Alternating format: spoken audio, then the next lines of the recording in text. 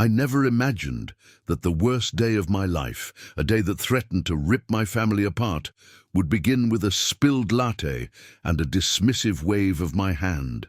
My name is Alex Sterling, and my world, built on precision and unparalleled success in the tech industry, was about to be shattered by a simple mistake. It was a Tuesday morning, crisp and clear, over the sprawling hills of Atherton, California, a typical start to another relentless week of multi-million-dollar deals and boardroom battles. The aroma of single-origin coffee usually invigorated me, a subtle luxury in a life brimming with them. My mansion, a minimalist masterpiece of steel and glass, hummed with the quiet efficiency of staff, each person a cog in the meticulously maintained machine of my existence. I was on the phone, one hand gesturing wildly as I negotiated a crucial acquisition, the other reaching for my mug. My 5-year-old daughter Lily was usually up by now, her bright laughter echoing through the polished corridors. But this morning, a rare sleep-in had granted me a few extra moments of uninterrupted focus. Maria, our cleaning lady, a woman whose presence in our home was as unobtrusive as the morning fog, had been rushing. I saw her shadow dart past the doorway of my study, a fleeting glimpse of a woman perpetually in motion. The coffee, unfortunately, didn't make it to my lips. It tipped, a dark stain spreading across the pristine white carpet. A minor inconvenience in the grand scheme of things, but in my hyper-controlled world, it felt like a jarring disruption. "Maria!" I called out, my voice sharper than intended, the frustration of the spilled coffee mixing with the stress of the impending deal. She appeared instantly, her eyes wide with apology, a rag already clutched in her hand. Her dark hair was pulled back tightly, and the faint lines of exhaustion were etched around her eyes, something I'd noticed before, but never truly registered. "Mr. Sterling, I am so sorry," she stammered, her English accented, her gaze fixed on the carpet. "It's fine, Maria, just be more careful, please," I said, my tone brusque. I didn't mean to be unkind, but my mind was already racing back to the deal. She nodded quickly, dropping to her knees to scrub at the stain, her shoulders hunched. I dismissed the incident, returning to my call, the image of her humble apologies fading as quickly as the steam from my cooling coffee. My life was a whirlwind of private jets, IPOs, and keynote speeches at industry conferences. Sarah, my wife, handled the domestic front, managing the staff, ensuring Lily's schedule was perfect, curating our public image as the quintessential American success story. We had it all: the wealth, the health, the picture-perfect family, or so I thought. Later that afternoon, the house was a controlled chaos, preparing for a high-profile charity gala we were hosting for a children's literacy foundation. The event was a crucial networking opportunity, as much about philanthropy as it was about cementing our place at the apex of Silicon Valley's elite. Caterers swarmed the kitchen, florists adorned the grand ballroom, and a team of nannies was tasked with entertaining the handful of children, including Lily, who would be present before the formal proceedings began. Lily was a ray of sunshine, her spirit as vibrant as her bright yellow dress, a custom-made creation from a boutique in Beverly Hills, chosen specially by Sarah for the event. I had barely seen her all day, caught up in last-minute calls and a frantic dash to San Francisco for a board meeting. Maria was still here, working late, polishing the silver, ensuring every surface gleamed. She was one of the few staff members who stayed for the entire duration of the larger events, a testament to her dedication, or perhaps her need for the extra hours.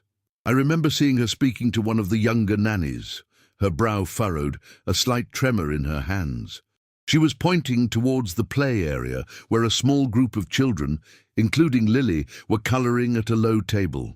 I overheard a fragment of her conversation, something about her own daughter, Isabella, being sick and needing to pick her up from daycare soon. "I just hope she's okay," Maria mumbled, a worried sigh escaping her lips.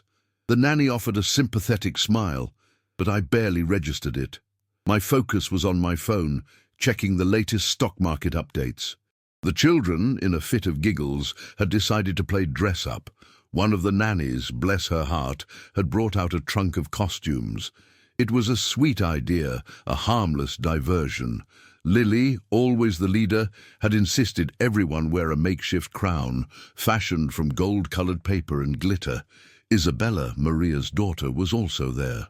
It was rare for Isabella to be in the house, but occasionally, if Maria couldn't find a sitter or daycare was closed early, she would bring her for a few hours. Isabella was a quiet, shy girl around Lily's age, and today she was wearing a simple, pale yellow sundress, almost a mirror image of Lily's vibrant silk one, though obviously far less expensive. In the dimming light of the early evening, with children running in and out of the designated play area, their faces streaked with paint and glee, it was easy to confuse them, especially with their similar builds and matching makeshift crowns. I remember stepping into the hallway, just outside the play area, making a call, feeling a surge of satisfaction as my latest deal closed. I overheard a snippet of conversation.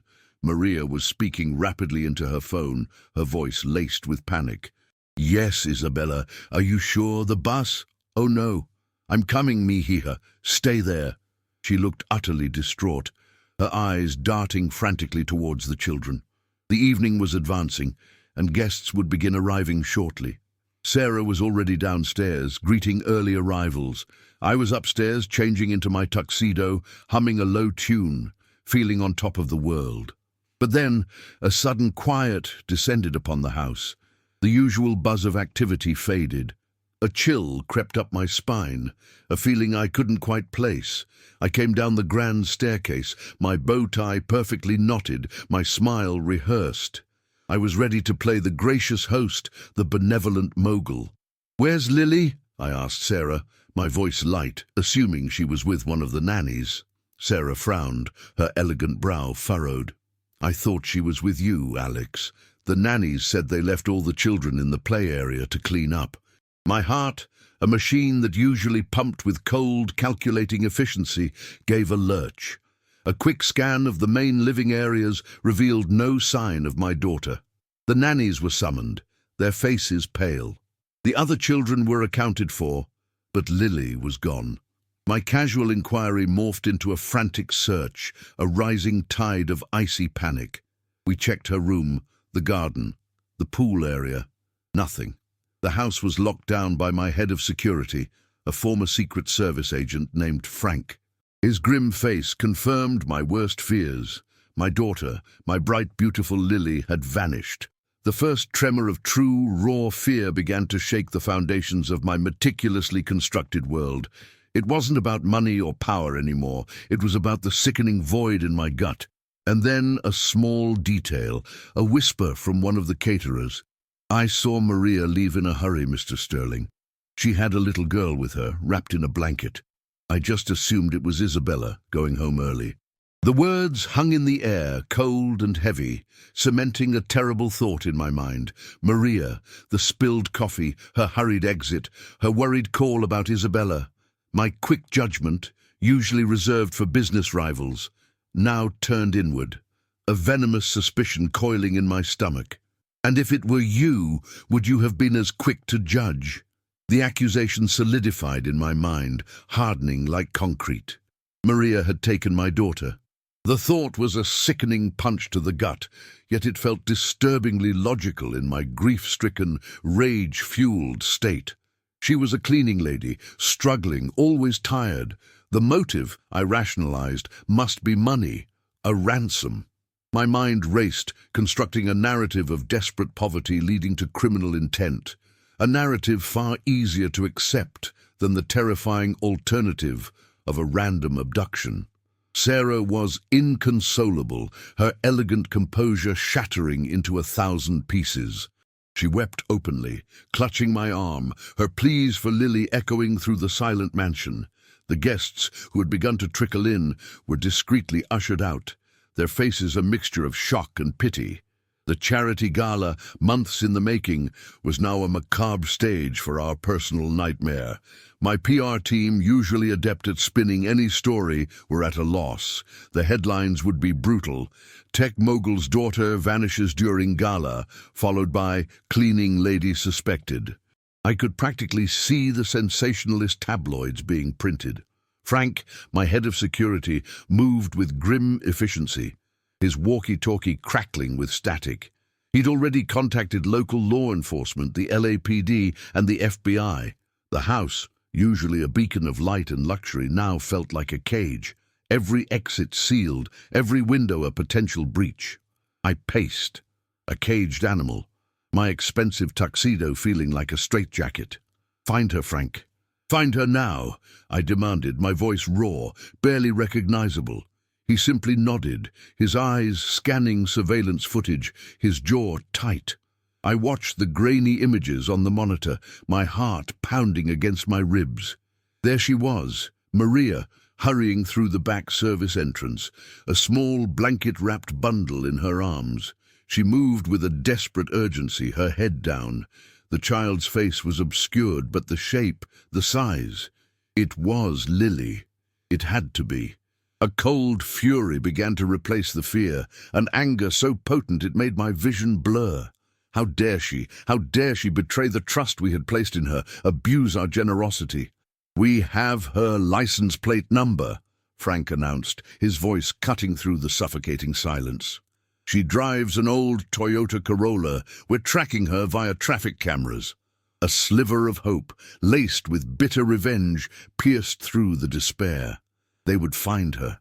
They would bring Lily back, and Maria would pay. I felt a grim satisfaction at the thought, believing I had finally found the thread that would unravel this nightmare. This was it. I thought I had solved it, or at least put the wheels in motion. Maria would be apprehended, Lily returned, and then we would deal with the fallout. This was the false exit, the moment I believed I had control, even as my world spun out of control. My phone buzzed incessantly, calls from worried friends, business associates offering their condolences, and my PR manager, Mark, his voice a panicked drone, advising me on how to handle the inevitable media onslaught. "Alex, you need to issue a statement. Something about cooperating with authorities, expressing your deepest concern. Don't mention Maria by name yet, but imply a breach of trust." His words were cold, calculated, a stark reminder of the image I had to maintain, even in this raw moment of terror. A memory flashed into my mind, a micro-trigger that momentarily pierced through the haze of my anger. It was a few weeks ago. Maria had been cleaning Lily's room. Lily, ever the curious one, had asked Maria about her life, about Isabella. Maria, with a soft smile, had shown Lily a faded photo on her phone. A little girl, Isabella, with a mischievous grin, clutching a worn-out teddy bear. "She loves that bear more than anything," Maria had told Lily, her eyes softening. "And yellow is her favorite color, just like your dress, Lily." I had overheard it then, a fleeting interaction, a moment of shared humanity I had barely registered. Now it echoed, a dissonant note in my accusatory symphony. Could it be a coincidence? The yellow dress, Isabella's favorite color? No, I dismissed it. It was too convenient, too sentimental. This was about cold, hard crime. This was about a cleaning lady who saw an opportunity. The media, of course, picked up the scent like sharks in bloodied waters. Within hours, news choppers circled above my mansion, their blades churning the air into a deafening roar. Reporters, their faces grim and eager, set up across the street, their microphones bristling like porcupines. My PR team's worst fears were realized. I received a text message from an anonymous source, likely someone from the newsroom, before it even hit the airwaves. A sensationalist headline banner from a local news channel. It read, "Exclusive, cleaning lady tied to missing sterling heiress." Underneath, a grainy photo of Maria, taken probably from our own staff files, accompanied by a picture of our mansion. The article implied a long-planned abduction, painting Maria as a calculating villain, someone who had infiltrated our lives with malicious intent. The public narrative was already being shaped, and it was squarely against Maria. My initial rage, though still burning, was now mixed with a strange kind of validation. I wasn't alone in my judgment. The world, it seemed, agreed with my assessment. This felt like a grim vindication, a confirmation that my instincts were correct. My wealth, my position, afforded me the luxury of shaping narratives, even if only indirectly. Sarah, huddled on the sofa, clutching Lily's favorite stuffed animal, looked up at me, her eyes red-rimmed and swollen. "Alex," she whispered, her voice barely audible. What if it's not her? What if someone else took her and Maria just happened to leave at the wrong time?" Her doubt, however faint, felt like a betrayal. "Don't be naive, Sarah," I snapped, my patience worn thin by fear and anger. "Every piece of evidence points to her. She left with a child in her arms just as Lily disappeared. Who else could it be?" The police were relentless, their efforts amplified by the high-profile nature of the case. They had pinged Maria's phone, tracked her vehicle, and within a few agonizing hours, they located her. She was found in a modest apartment complex in Van Nuys, a world away from the manicured lawns of Atherton. The apartment, they informed me, was her sister's. My heart hammered against my ribs, a mixture of relief and vengeful anticipation. They had her. They had Lily. I insisted on being there, to witness her apprehension, to look her in the eye and demand answers. Frank tried to dissuade me, citing protocol, but I was unyielding. This was personal. This was my daughter. We arrived as police cruisers swarmed the complex, lights flashing, sirens wailing in a muted cacophony. A small crowd of residents had gathered, their faces a mixture of curiosity and alarm. Maria was being led out, her hands cuffed behind her back, her head bowed, and there, beside her, was Lily, my beautiful Lily, her bright yellow dress slightly crumpled, her eyes wide with fear, but otherwise unharmed. A wave of profound relief washed over me, so intense it almost buckled my knees. "Lily!" I cried, rushing towards her, pushing past the officers. She ran into my arms, burying her face in my chest, sobbing, "Daddy!" "I was so scared," she wailed, clutching me tightly. My anger, temporarily suppressed by relief, returned with a vengeance as I saw Maria. She looked up then, her eyes meeting mine. They weren't the defiant, malicious eyes of a kidnapper, but rather filled with a raw, uncomprehending terror, and something else, a desperate sadness. "Mr. Sterling," she whispered, her voice barely a breath. "I don't understand. What is happening?" My jaw tightened. "You don't understand. You stole my daughter, Maria." I spat, the words laced with disgust. She shook her head frantically, tears streaming down her face. "No, no, Mr. Sterling, I would never hurt Lily. She is like my own." At that moment, a small, dark-haired girl, clearly Isabella, Maria's daughter, darted out from the apartment, her face tear-streaked. She saw Maria, then she saw Lily in my arms. Her face crumpled. "Mama, where's my bear? I thought you brought my bear home," she cried, pointing at Lily. Lily looked up from my shoulder, then at Isabella, then down at her own hands.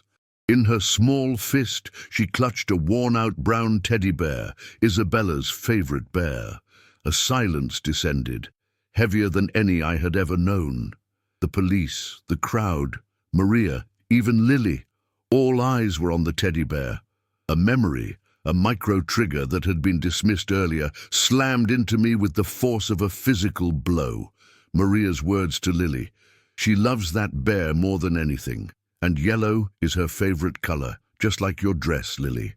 And the chaos of the gala prep, the children playing dress-up, their similar yellow outfits, the low light, the pieces clicked into place, not as a puzzle of calculated crime, but as a tragic, heartbreaking accident. Maria, frantic with worry about her own daughter Isabella, who was sick and needed to be picked up from daycare, must have seen Lily clutching Isabella's favorite bear, wearing a yellow dress, and in her panicked, exhausted state mistook her for Isabella. She had probably thought Isabella had wandered back to the mansion or was waiting for her, and in her rush simply grabbed the child she believed was her own, comforted by the familiar teddy bear. The world tilted on its axis. My carefully constructed narrative of Maria as a cold, calculating criminal crumbled, replaced by the stark, painful truth. I had been wrong. Terribly, horribly wrong. Have you ever been so wrong about someone, only to find yourself facing their raw humanity? The weight of my accusation, my quick judgment, my public vilification of this tired, worried woman pressed down on me, suffocating me with shame. Maria, still handcuffed, stood trembling, her eyes wide with a mixture of confusion and fear, her gaze flicking between Lily and Isabella. "Isabella, mi amor," she whispered, her voice choked with emotion, trying to reach for her daughter, but held back by the cuffs. Lily, still in my arms, looked up at me. "Daddy, Maria didn't steal me. Isabella gave me her bear to play with, and then Maria came and said it was time to go home. I thought we were going to her house for a play date." Her innocent words, devoid of any malice or understanding of the gravity of the situation, were a final, devastating blow. The truth, stark and painful, stood before me in the form of two little girls and a broken woman. The roles had inverted. I was not the victim here. I was the accuser, the one who had hurled baseless charges, who had called the police, who had unleashed a media circus on an innocent woman. The true secret had come to light, not Maria's malicious intent, but my own arrogant prejudice, my readiness to condemn based on status and assumption. The silence was deafening, broken only by the distant hum of the police radio and the soft sobs of Maria's daughter. All eyes were on me now. The officers, the gathered neighbors, even the hidden lenses of the paparazzi. I could feel their scrutiny, a collective judgment that mirrored my own recent actions. My face burned with shame. The media, no doubt, were already piecing together the true story, ready to turn their cameras on me, the villain of this narrative. My perfectly curated image, my carefully constructed facade of integrity, lay in ruins. I looked at Maria, her face etched with profound weariness and terror, her hands still bound. She wasn't a criminal. She was a mother, exhausted, worried, who had made a terrifying mistake born of love and desperation. A mistake I, in my privileged bubble, had magnified into a monstrous crime. My own internal conflict raged. Every fiber of my being, every instinct honed by years in cutthroat business, screamed at me to minimize, to deflect, to blame the confusion, the circumstances, to save face, to protect my reputation. But then I looked at Lily, her tear-streaked face nestled against my shoulder, and then at Isabella, whose innocent confusion mirrored Maria's anguish. The image of Maria scrubbing the spilled coffee, her humble apologies, her silent acceptance of my brusque tone, it all flooded back. I had dehumanized her, reduced her to her job title, never once considering the depth of her own life, her struggles, her love for her child. My wealth had blinded me, making me believe I was above such petty human flaws as misjudgment. But here I was, exposed, raw, facing the consequences of my own arrogance. This was the moment of profound emotional and moral discovery, my own failure. The choice was clear, yet agonizing. Do I maintain my pride, my social standing, and allow Maria to bear the brunt of public condemnation for a mistake that was as much a product of her circumstances as her momentary lapse in judgment? Or do I strip away my ego, confess my error, and use my influence to right the terrible wrong I had inflicted upon her? The logical choice, the one my PR team would advise, was to manage the narrative, to soften the blow, to emerge as a benevolent figure who forgave a confused employee.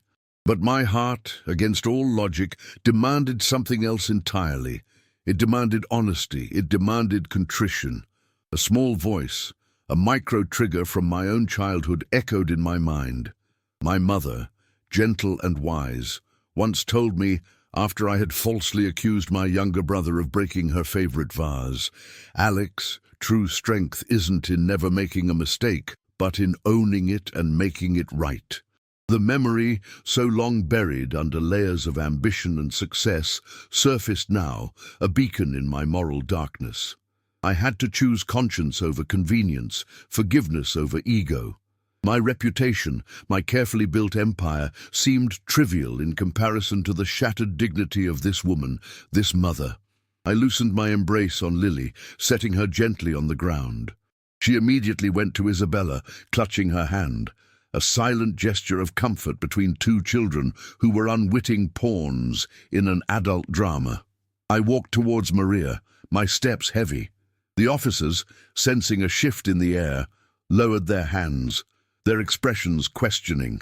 "Officer," I said, my voice hoarse but clear, "I need you to uncuff Maria. There's been a terrible misunderstanding." The lead officer hesitated, looking at me, then at Maria. "Mr. Sterling, she was found with your daughter. That's a serious charge." "I know," I replied, meeting his gaze directly, "and I was wrong to make it. Maria did not kidnap my daughter. She made a mistake, a desperate, honest mistake, born out of worry for her own child. And I, in my panic and privilege, jumped to the worst possible conclusion. I deeply, profoundly apologized to her and to everyone here for my egregious error." The words, once so difficult to form, now flowed, fueled by a searing mix of shame and a nascent sense of liberation.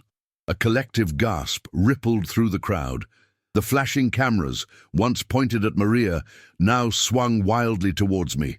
The humiliation was immense, public and absolute, but it was also strangely freeing. My voice, usually authoritative and unwavering in boardrooms, now trembled with a vulnerability I had never dared to expose. I looked directly into Maria's tear-filled eyes, the full weight of my judgment crashing down on me. "Maria," I said, my voice barely a whisper, "I am so incredibly sorry. For my accusation, for the fear I put you through, for the humiliation. I was wrong, terribly wrong. You are not a criminal, you are a good mother who made a mistake, one I would likely have made myself if my child were in danger." I extended my hand, not in a gesture of dismissal, but of genuine remorse. The lead officer, after a moment's hesitation, unlocked Maria's handcuffs. Her wrists, red and raw, were instantly pulled back to embrace Isabella, who was now clinging to her mother's leg. Maria looked at me, her eyes still brimming with tears, but now mixed with a glimmer of disbelief, perhaps even gratitude. "Mr. Sterling, I didn't mean to," she stammered, still reeling from the shock of the past few hours. "I know, Maria," I said, cutting her off gently, "and I promise you I will do everything in my power to make this right." The reporters, now buzzing with a new angle, shouted questions. "Mr. Sterling, are you withdrawing all charges? What about the media reports? What will you do now?" I took a deep breath and addressed the crowd, the flashing lights, the hungry cameras. "Yes, I am withdrawing all charges against Maria Rodriguez. And as for the media reports," I continued, my voice gaining strength, "I will ensure that the full truth of this misunderstanding is published, detailing my part in this terrible error of judgment. I will personally issue a public apology and clear Maria's name completely." I knew this was more than just words. It was a commitment that would cost me. My carefully curated image would be tarnished, my infallibility shattered. But looking at Maria, then at Lily and Isabella holding hands, a profound sense of peace, alien and unexpected, settled over me. This was my emotional choice, the one that transcended logic and self-preservation. It wasn't enough to simply apologize, I had to act. I promised Maria that night in front of everyone that her job was safe, that I would cover her legal fees, and that I would provide additional support to help her secure better childcare and ensure Isabella's well-being. It wasn't charity, it was restitution. It was a humble attempt to atone for my arrogance, to rebuild a bridge I had so carelessly burned. The aftermath was a whirlwind. My PR team, initially horrified by my spontaneous public confession, soon scrambled to spin the narrative, albeit with a new, unexpected angle. Billionaire's humility, a lesson in empathy. It wasn't the kind of narrative I had ever envisioned for myself, but it was honest. The headlines changed, reflecting a more complex, nuanced story. Maria's name was cleared, her dignity restored, though the memory of that terrifying evening would undoubtedly linger. For me, the journey was far more profound. The public apology, the interviews where I had to recount my own arrogance and prejudice, were agonizing. Each word was a knife twist, exposing my deepest flaws. My colleagues, my peers, looked at me differently now. Some with newfound respect, others with thinly veiled pity, perhaps even scorn. My reputation as the unshakable, always right tech titan was irrevocably altered. But the most significant change occurred within me.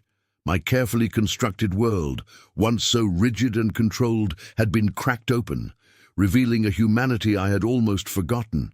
The illusion of my own invulnerability shattered, leaving behind a raw, painful, but ultimately liberating understanding of connection and compassion.